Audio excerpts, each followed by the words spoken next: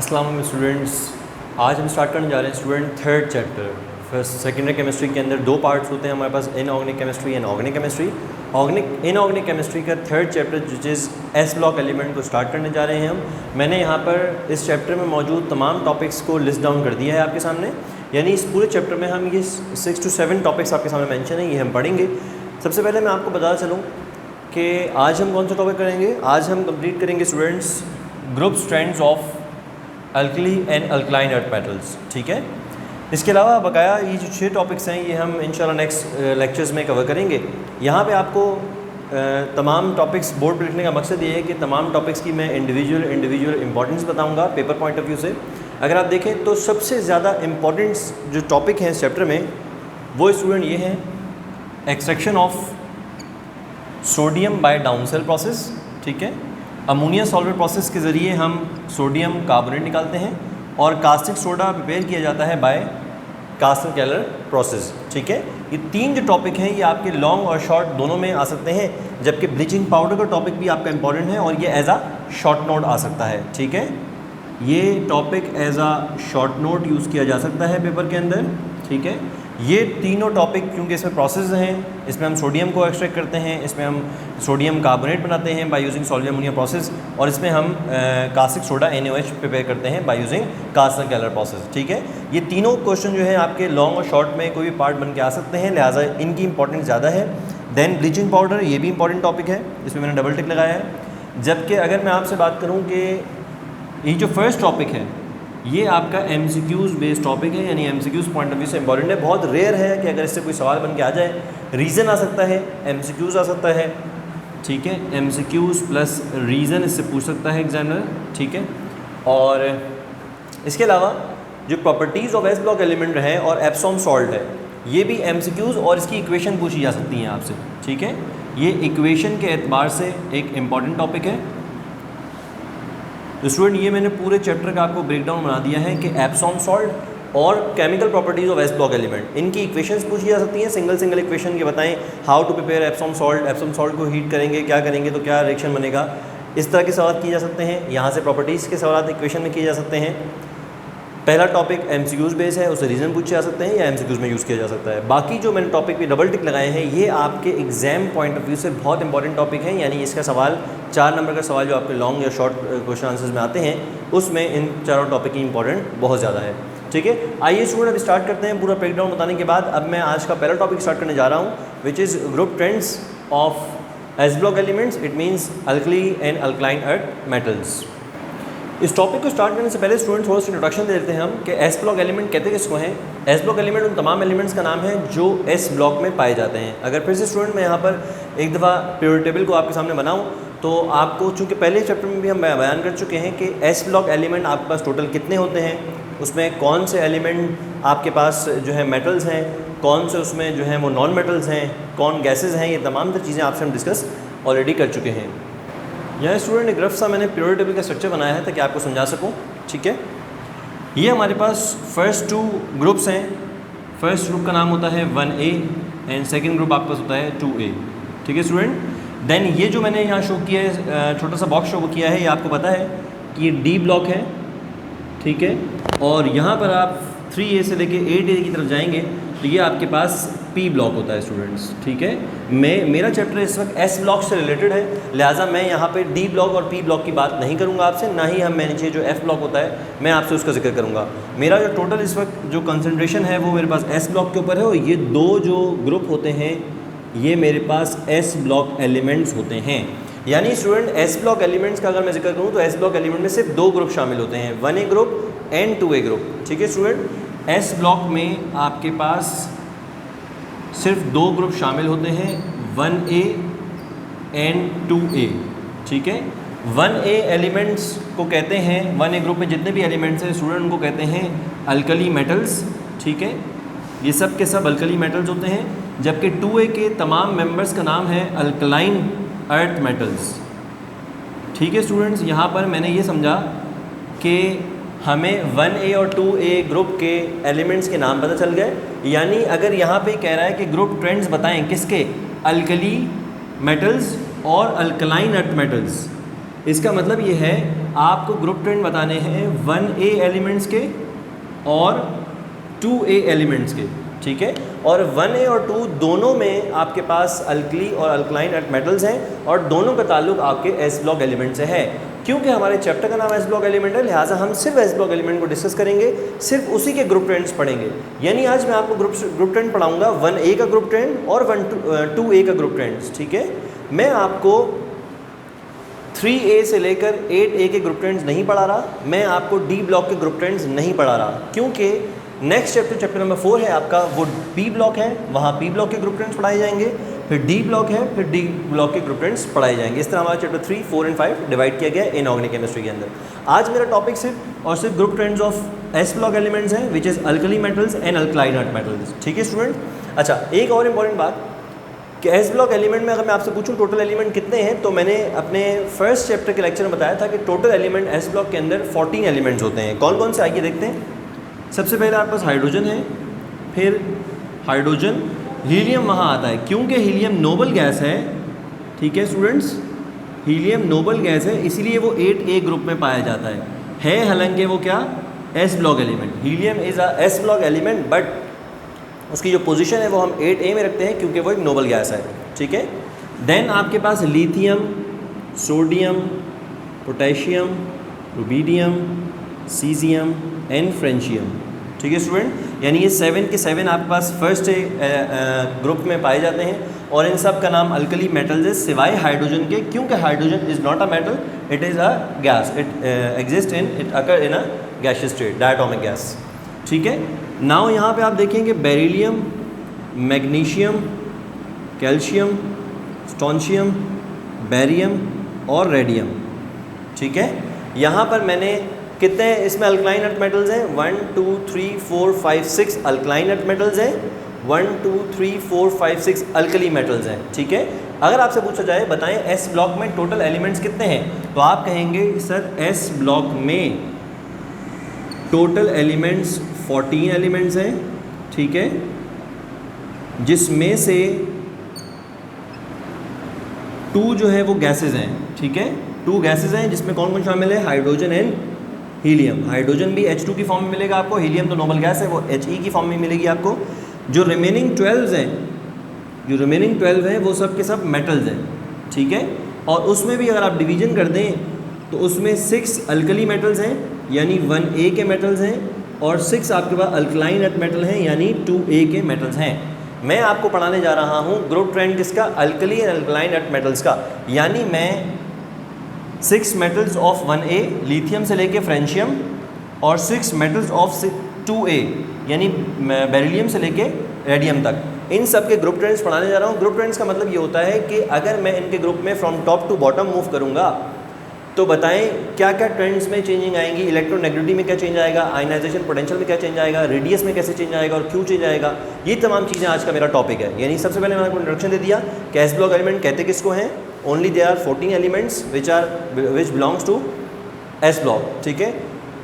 From 14 elements 2 are gases which is hydrogen, helium. हम इसका जिक्र नहीं करें, इसका ट्रेंड मैं नहीं पढ़ाना चाह रहा आपको, मैं आपको alkali and alkaline earth metal का ट्रेंड पढ़ाऊंगा। यानी मैं 12 मेटल्स की बात कर रहा हूँ जिसमें 6 अल्कली मेटल्स हैं और 6 अल्कलाइन अर्थ मेटल हैं। तो यहाँ पे स्टूडेंट इंट्रोडक्शन हो गया, आपको तमाम एस ब्लॉक एलिमेंट के नाम याद हो जाने चाहिए इस चैप्टर के एंड तक, ठीक है। और अब मैं जाऊँगा इसके ट्रेंड्स पे। नंबर 1 ट्रेंड जो हम पढ़ने जा रहे हैं विच इज़ इलेक्ट्रोनेगेटिविटी। सबसे पहले हम इलेक्ट्रोनेगेटिविटी के बारे में पढ़ेंगे कि वो क्या होती है, उसका ट्रेंड ग्रुप ऑफ पीरियड में क्या है। तो student electronegativity is the ability of an element, ठीक है, to attract share pair of electron. यानी किसी भी एलिमेंट की वो एबिलिटी, वो प्रॉपर्टी जिसके ज़रिए वो अब एक शेयर पेयर जो कि 2 एटम्स के दरमियान एक इलेक्ट्रॉन का पेयर शेयर हो रहा है, मोस्टली कोवलेंट बॉन्ड्स के अंदर अगर आप देखेंगे तो इलेक्ट्रोनेगेटिविटी आपको समझ में आएगी। इलेक्ट्रोनेगेटिविटी क्या होती है, ये एक एबिलिटी होती है एलिमेंट की जिसके ज़रिए वो एक शेयर पेयर को अपनी तरफ ज़्यादा ताकत से अट्रैक्ट करता है, ठीक है। फॉर एग्जांपल मैं आपको यहाँ पे एग्जांपल देना चाहूँगा, एस ब्लॉक से रिलेटेड नहीं है लेकिन एग्जांपल देके समझाऊँगा कि HCl की अगर मैं बात करूँ तो H और Cl के आउटर मोस्ट में 7 इलेक्ट्रॉन्स होते हैं, ठीक है, इसे एक चाहिए होता है, और हाइड्रोजन के आउटर मोस्ट में एक ही इलेक्ट्रॉन होता है, लिहाजा ये लोग शेयरिंग करते हैं। ये जो इलेक्ट्रॉन पेयर शेयर हो रहा है कुछ टाइम के लिए क्लोरीन के पास होता है, कुछ टाइम के लिए हाइड्रोजन के पास होता है। इस तरह ये दोनों सेटिस्फाई होते हैं, अपने आप को स्टेबल करते हैं और HCl फॉर्म करते हैं। इस शेयरिंग के दौरान स्टूडेंट, ये शेयरिंग हो रही है, शेयर्ड पेयर है, शेयर्ड इलेक्ट्रॉन पेयर। इस शेयरिंग में क्लोरीन की इलेक्ट्रोनेगेटिविटी बहुत ज़्यादा होती है। इलेक्ट्रोनेगेटिविटी का मतलब है ability to attract the share pair of electron, यानी क्लोरीन की एबिलिटी इस पेयर को अपनी तरफ अट्रैक्ट करने की बहुत ज़्यादा है एज़ कम्पेयर टू हाइड्रोजन। इसका मतलब ये है कि अगर शेयरिंग हो रही है तो शेयरिंग का जो ज़्यादा टाइम है, शेयरिंग में जो ज़्यादा टाइम अपने पास इलेक्ट्रॉन पेयर रखेगा वो क्लोरीन रखेगा, क्योंकि क्लोरीन की एबिलिटी अट्रैक्ट करने की बहुत ज़्यादा है, ठीक है। और इलेक्ट्रोनेगेटिविटी स्टूडेंट उस एलिमेंट की ज़्यादा होती है जो ज़्यादा इलेक्ट्रोनेगेटिव होता है, ठीक है, यानी जिस पे नेगेटिव चार्ज आता है, जो ज़्यादा इलेक्ट्रोनेगेटिव होता है उसकी इलेक्ट्रोनेगेटिविटी ज़्यादा होती है। अब मैं बात करता हूँ अपने एस ब्लॉक पर। एस ब्लॉक में हमारे पास 1A है और 2A है। अगर आप कहेंगे सर 1A और 2A में इलेक्ट्रोनेगेटिविटी क्या है और कैसे है, तो पहली बात 1A और 2A तमाम के तमाम मेटल्स हैं, ये नेगेटिव आयन फॉर्म कभी नहीं करते, मेटल्स हमेशा पॉजिटिव आयन फॉर्म करते हैं। क्योंकि अगर मैं 1A की बात करूँ तो 1A में जितने एलिमेंट्स हैं उन सब के आउटर मोस्ट में एक इलेक्ट्रॉन है, ठीक है। 2A की बात करें तो 2A के आउटर मोस्ट में 2 इलेक्ट्रॉन्स हैं। कभी भी सोडियम या पोटेशियम या मैं लिथियम की बात करूँ 1A के एलिमेंट्स, ये एक इलेक्ट्रॉन इनके पास है, ये कभी भी 7 इलेक्ट्रॉन्स गेन नहीं करेंगे, अपने ऊपर नेगेटिव चार्ज नहीं लाएंगे, ये हमेशा एक इलेक्ट्रॉन को लॉस करेंगे, यानी लॉस ऑफ इलेक्ट्रॉन होगा, यहाँ पे कैटाइन फॉर्म होगा, ठीक है। इसी तरह अगर मैं 2A की बात करूँ, 2A के आउटर मोस्ट में 2 इलेक्ट्रॉन्स होते हैं स्टूडेंट, वो कभी भी ये कोशिश नहीं करेगा कि 6 इलेक्ट्रॉन वो कहीं से अपने पास शेयरिंग करे या पूरे रिसीव करे, वो हमेशा ही कोशिश करेगा कि उसके बाद 2 इलेक्ट्रॉन आउटर मोस्ट में बचे हैं वो उसे लॉस करे और कैटाइन बनाए +2 चार्ज के साथ। इसका मतलब ये हुआ कि जो मेटल्स होते हैं वो बहुत ज़्यादा इलेक्ट्रो पॉजिटिव होते हैं, वो इलेक्ट्रॉन देने पर आमादा होते हैं, वो लेते नहीं इलेक्ट्रॉन, लिहाजा मेटल्स 1A और 2A की अगर मैं बात करूँ तो वो इलेक्ट्रो पॉजिटिव होते हैं। और इलेक्ट्रोनेगेटिविटी उन एलिमेंट्स की होती है जो कि ज़्यादातर इलेक्ट्रोनेगेटिव होते हैं। लिहाजा अगर मैं 1A और 2A की बात करूँ तो 1A और 2A के एलिमेंट्स जो हैं वो बहुत लीस्ट इलेक्ट्रोनेगेटिव होते हैं, ठीक है। अगर मैं उनकी आपस की इलेक्ट्रोनेगेटिविटी की बात करूँ तो it decreases down the group, यानी electronegativity of 1A and 2A both, दोनों की बात कर रहे हैं हम यहाँ पर। जो भी ट्रेंड पढ़ाएंगे दोनों के हिसाब से पढ़ाएंगे, 1A का भी पढ़ाएंगे और 2A का भी पढ़ाएंगे। मैं कह रहा हूँ 1A की भी इलेक्ट्रोनेगेटिविटी और 2A की भी इलेक्ट्रोनेगेटिविटी, इंडिविजुअली ग्रुप की इलेक्ट्रोनेगेटिविटी डिक्रीज होगी down the group from top to bottom. यानी अगर मैं ग्रुप में मूव कर रहा हूँ फ्रॉम टॉप टू बॉटम, याद रखिएगा टॉप टू बॉटम, अगर मैं ग्रुप में मूव कर रहा हूँ तो इसमें इलेक्ट्रोनेगेटिविटी डिक्रीज होगी, ठीक है स्टूडेंट। यानी कहने का मकसद है, अगर आप मुझसे पूछें कि बताएं सर लिथियम की इलेक्ट्रोनेगेटिविटी ज़्यादा है या पोटेशियम की, तो मैं कहूँगा बेटा लिथियम की ज़्यादा होगी, क्योंकि लिथियम और पोटेशियम एक ही ग्रुप में आते हैं, ठीक है। लिथियम और पोटेशियम एक ही ग्रुप में आते हैं, लिथियम पहले आता है, पोटेशियम बाद में आता है। जब मैं डाउन द ग्रुप जाऊँगा तो मैंने लिखा है down the group electronegativity decrease होगी, and due to this decrease आपकी जो पोटेशियम है उसकी इलेक्ट्रोनेगेटिविटी लिथियम से कम होगी। इसी तरह अगर मैं बेरिलियम और कैल्शियम की बात करूं या मैग्नीशियम और कैल्शियम की बात करूं, उसमें कैल्शियम की इलेक्ट्रोनेगेटिविटी कम होगी एज़ कम्पेयर टू मैग्नीशियम, ठीक है। लेकिन ओवरऑल अगर मैं पूरे प्योर टेबल की और तमाम एलिमेंट्स की बात करूं तो मेटल्स की इलेक्ट्रोनेगेटिविटी बहुत ज़्यादा माइनर होती है, बहुत कम होती है, क्योंकि मेटल ज़्यादातर इलेक्ट्रो पॉजिटिव होते हैं। नॉन मेटल्स की साइड पे आएंगे आप, अगर पी ब्लॉक आपको पढ़ाया जाएगा तो पी ब्लॉक में आप देखेंगे कि तमाम के तमाम नॉन मेटल जो है वो ज़्यादातर इलेक्ट्रोनेगेटिव होते हैं। जैसे कि मैंने क्लोरीन की एग्जाम्पल दी, वो इलेक्ट्रोनेगेटिव एलिमेंट है। और स्टूडेंट अगर मैं इंक्रीज होती है इलेक्ट्रोनेगेटिविटी, यहाँ पर मैंने लिखा है it increases along the period from left to right, यानी अगर मैं पीरियड में मूव करूँ, हालांकि हमें पीरियड के ग्रुप स्टूडेंट नहीं पढ़ाना मैं आपको, लेकिन यहाँ बताता चलूँ कि अगर आप यूँ मूव करेंगे from left to right, left to right का मतलब है कि अगर आप यूँ मूव करेंगे लेफ्ट टू राइट तो इलेक्ट्रोनेगेटिविटी यहाँ बढ़ती है।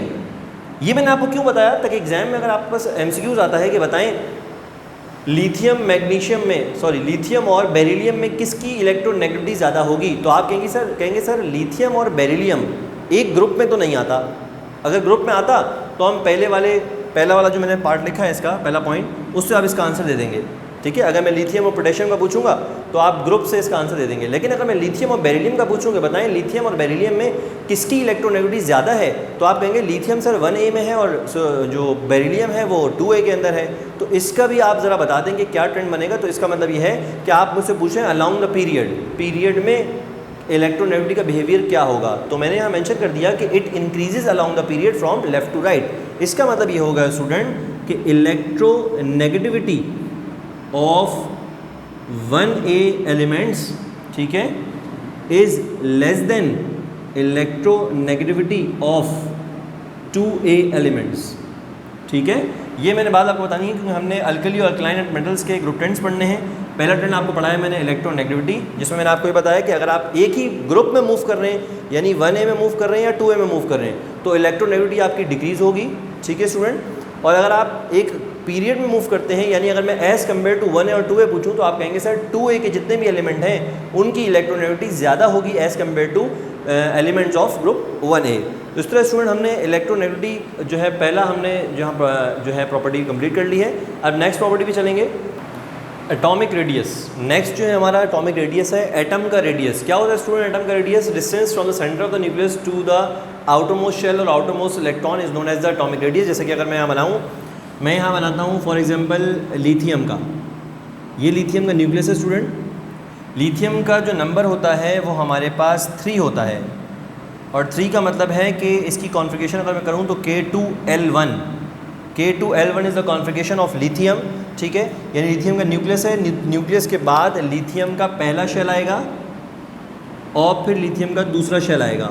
ठीक है स्टूडेंट्स, पहले शेल में 2 इलेक्ट्रॉन्स हैं लिथियम के, दूसरे शेल में 1 इलेक्ट्रॉन है। अगर मैं आपसे पूछूं इसमें एटॉमिक रेडियस क्या है, तो आप कहेंगे सर सेंटर से लेकर वैलेंस शेल तक का फासला ये रेडियस कहलाता है, और जैसे जैसे शेल्स बढ़ते रहते हैं रेडियस आपका बढ़ता रहता है। जैसे सर्कल का रेडियस होता है, ये एक सर्कल है, सर्कल के सेंटर से आउटर मोस्ट तक का फासला आपका रेडियस कहलाता है। इसी तरह एटम के अंदर भी एटम के एलिमेंट का जो किसी भी एलिमेंट की बात करें आप, तो उस एलिमेंट के शेल्स होंगे, पहला शेल, दूसरा शेल, तीसरा शेल। जिसका एक शेल है उसका साइज़ छोटा होगा, जिसका दो शेल है जिसके बाद उसका साइज़ बड़ा होगा, जिसके पास 3 शेल है उसका साइज़ और बड़ा होगा। इसका मतलब है जैसे जैसे शेल बढ़ते हैं वैसे वैसे एटम का साइज़ बढ़ता है।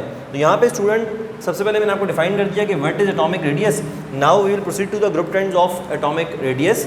यहाँ पे मैंने मेंशन किया है कि ग्रुप ट्रेंड जो है एटॉमिक रेडियस के वो क्या है कि इट इंक्रीजेज। क्या इंक्रीज होता है? Atomic radius. कैसे इंक्रीज होगा? Down the group. अगर हम एक ग्रुप में डाउन मूव करेंगे top to bottom, from top to bottom, तो एटॉमिक रेडियस इंक्रीज होगा। Why it is increasing from top to bottom? अब हमने समझना है कि क्यों इंक्रीज होता है। तो स्टूडेंट देखें, अगर मैं यहाँ पे हाइड्रोजन की बात करूँ तो हाइड्रोजन के पास एक शेल होता है, उसके पास 1 इलेक्ट्रॉन है। ठीक है, लिथियम के पास 2 शेल हैं क्योंकि 3 इलेक्ट्रॉन हैं। सोडियम के पास 3 शेल आ जाएंगे चूँकि 11 इलेक्ट्रॉन होंगे। फिर पोटेशियम के पास 19 इलेक्ट्रॉन है तो 4 शेल आ जाएंगे, 5 शेल, 6 शेल, 7 शेल। और आपको पता है स्टूडेंट, मैं आपको फर्स्ट चैप्टर में पढ़ा चुका हूँ, जो पीरियड होता है, ग्रुप और पीरियड जब चेंज होता है इसका मतलब होता है period is indicating the number of shells. अगर मैं कहूँ हाइड्रोजन और हीलियम फर्स्ट पीरियड के अंदर है, इसका मतलब है इन दोनों के पास सिर्फ एक शेल है, के शेल इसके पास है, इसके पास भी के शेल है। अगर मैं लिथियम, बेरिलियम, यहाँ पर बोरोन, कार्बन, नाइट्रोजन, ऑक्सीजन, आगे सोन बात करता हूँ, तो ये सेकंड पीरियड है, और सेकंड पीरियड का मतलब होता है सेकंड शेल। ठीक है, यानी लिथियम के पास भी 2 शेल हैं, बेरिलियम के पास भी 2 शेल हैं।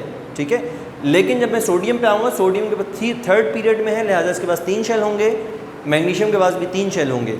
पोटेशियम पे आएंगे तो पोटेशियम के पास 4 शेल होंगे क्योंकि 4th पीरियड में। It means period is representing the number of shell.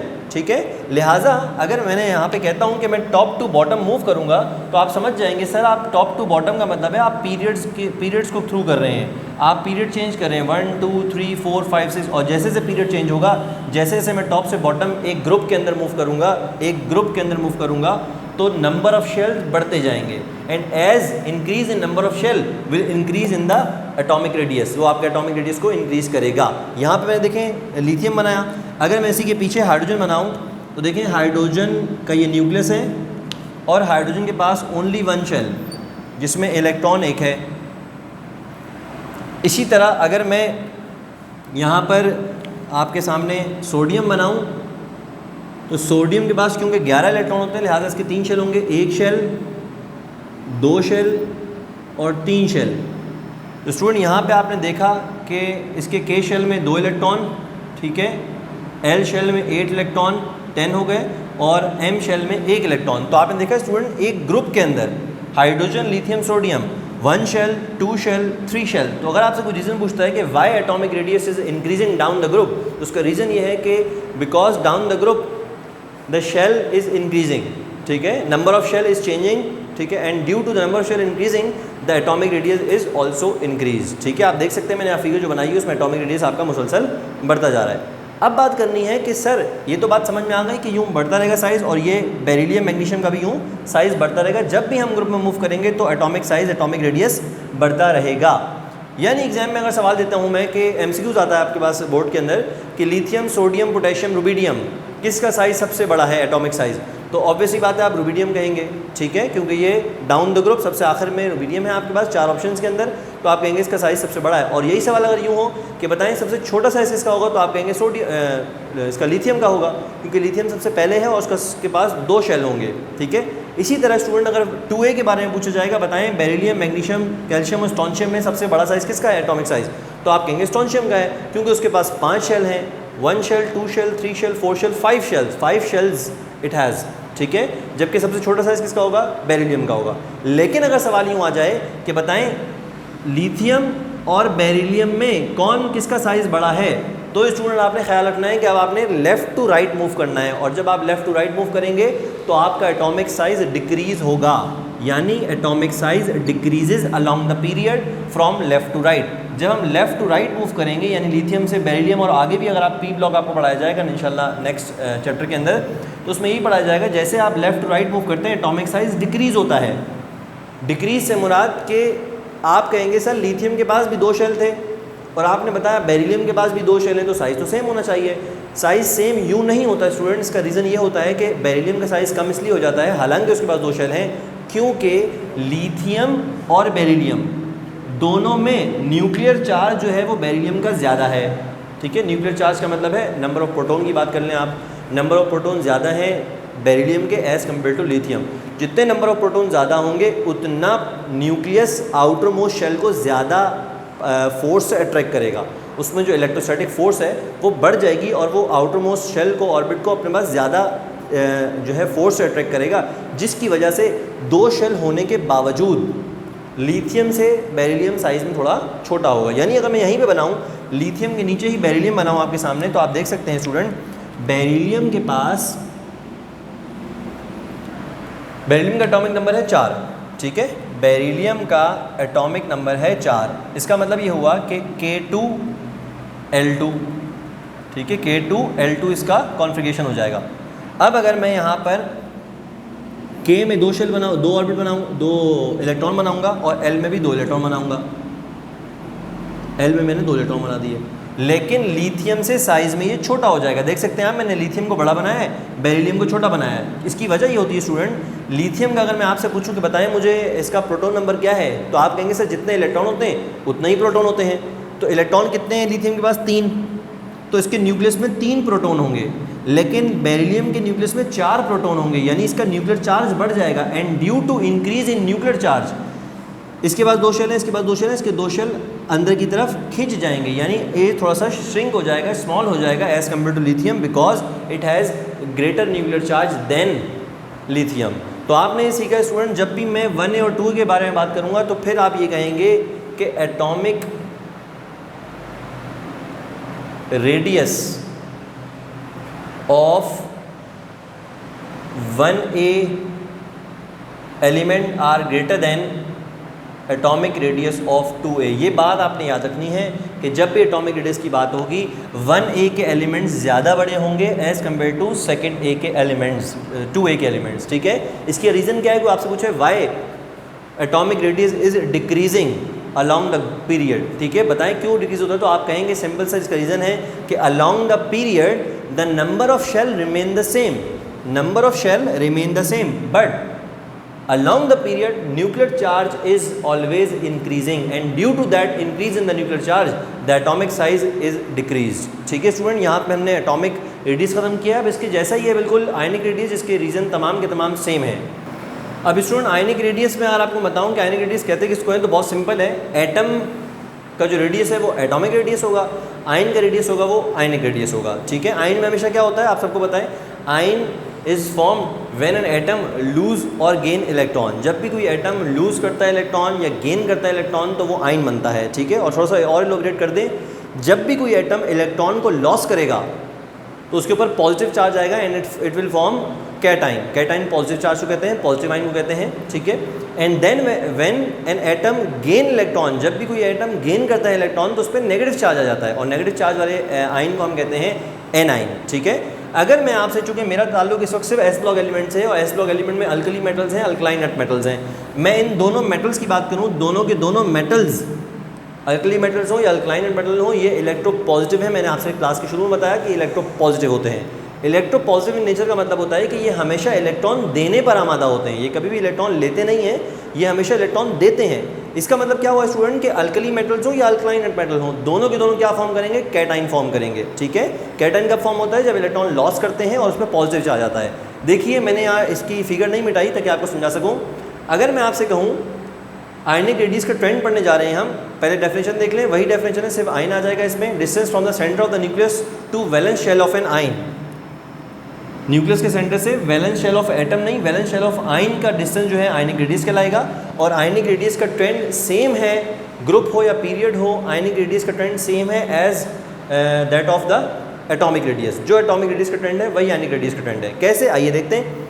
ये मैंने एटम बनाए हुए थे स्टूडेंट, हाइड्रोजन का एटम 1 शेल, लिथियम का एटम 2 शेल, सोडियम का एटम 3 शेल, यानी जैसे ऊपर से नीचे जाएंगे शेल्स बढ़ते जाएंगे और आपका साइज बढ़ता जाएगा एटॉमिक।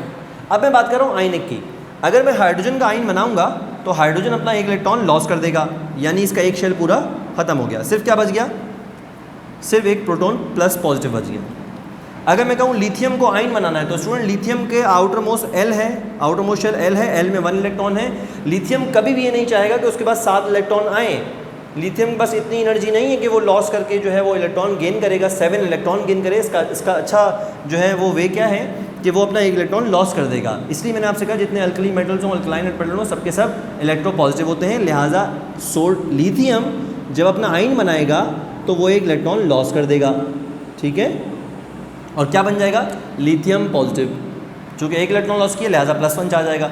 इसी तरह सोडियम के आउटर मोस्ट 11 नंबर है इसका सोडियम का, और इसके आउटर मोस्ट एम शेल में 1 इलेक्ट्रॉन है। सोडियम भी अपना 1 इलेक्ट्रॉन लॉस करेगा क्योंकि वो 7 गेन नहीं कर सकता, और ये क्या बनाएगा, सोडियम प्लस आयन बनाएगा। अब आप स्टूडेंट देखें ये आयन्स बन गए, यानी अब मैं पूछूं बताएं लिथियम का आयनिक रेडियस कितना है, ये रहा, सोडियम का आयनिक रेडियस कितना है, ये रहा, आप कहेंगे ठीक है।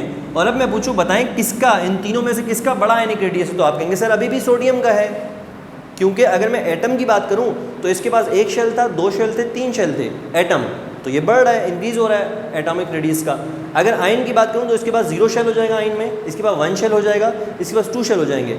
आयनिक रेडियस में भी अगर आप ऊपर से नीचे की तरफ मूव करें, यानी टॉप टू बॉटम ग्रुप में मूव करेंगे, तो आपका आयनिक रेडियस बढ़ेगा, ठीक है स्टूडेंट। और यहाँ पर अगर मैं सेकेंड डे के एलिमेंट्स को यानी बेरिलियम, मैग्नीशियम, कैल्शियम को भी जब आयन बनाऊंगा तो बेरिलियम के पास 2 इलेक्ट्रॉन है आउटर मोस्ट में।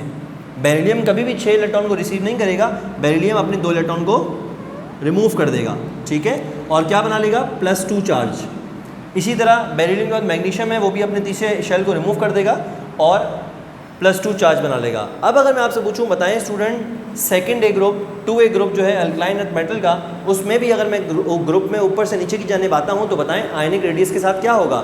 तब भी आप यही कहेंगे कि आयनिक रेडियस सर ऊपर से नीचे की जाने जाते हुए इंक्रीज होगा, यानी बेरिलियम का साइज़ छोटा होगा as compare to magnesium, magnesium का साइज़ छोटा होगा एज़ कम्पेयर टू कैल्शियम, और जैसे जैसे आप ग्रुप में मूव करेंगे आपका आयनिक रेडियस बढ़ता जाएगा। It increases down the group from top to bottom. और फिर से बात करूँ कि अगर मैं पीरियड की बात करूँ, यानी मैं लिथियम का आयन, मैं आपसे पूछूं कि लिथियम का आयन ज़्यादा साइज़ में बड़ा है या बेरिलियम का, तो आप कहेंगे सर लिथियम का आयन ज़्यादा बड़ा होगा। वजह इसकी क्या है, लिथियम ने भी 1 इलेक्ट्रॉन, 1 शेल लॉस करके 1 शेल बच गया इसके पास, बेरिलियम ने भी अपना सेकंड शेल रिमूव किया और 1 शेल बच गया। अब दोनों के पास 1 शेल है, तो आपका वही सवाल होना चाहिए सर 1 शेल इसके पास भी, 1 शेल इसके पास भी है, तो दोनों का साइज़ बराबर होना चाहिए, जबकि ऐसा नहीं है। Again the same reason, due to increase in nuclear charge. मैं पूछूँ लिथियम का न्यूक्लियर चार्ज क्या, आप कहेंगे सर +3 प्रोटॉन्स है इसके पास, बेरिलियम का +4, and due to that +4 increase nuclear charge it will attracted towards the nucleus and the size of the beryllium will remain shorter than or smaller than the lithium size, ठीक है student. लिहाजा हमने ये सीखा कि ionic radius भी 1A का ionic radius भी बड़ा होता है 2A के आयनिक रेडियस से। 2A का मतलब है एलिमेंट्स ऑफ 2A यानी अल्कलाइन अर्थ मेटल। इसको सिंपल वर्डिंग में लिख सकते हैं कि द आयनिक साइज और the atomic size of alkali metals यानी the element of group 1A always greater than the ionic and the atomic size of alkaline earth metal, it means the elements of 2A। इससे student आज की class में हमने जो है वो तीनों ट्रेंड्स ख़त्म कर लिए हैं यहाँ पर, अपना electronegativity, atomic radius and ionic radius. इंशाल्लाह इस क्लास का यानी इस टॉपिक का नेक्स्ट पार्ट भी आएगा, वीडियो को आप ज़रूर देखिएगा। उसमें हम नए ट्रेंड्स पढ़ेंगे, ionization potential, hydration of energy, density, boiling point, melting point, दीगर आप पास जो है वो इसके ट्रेंड्स हैं वो आपको पढ़ाएंगे। इस क्लास के लिए इजाज़त दें स्टूडेंट्स, अल्लाह हाफ़िज़।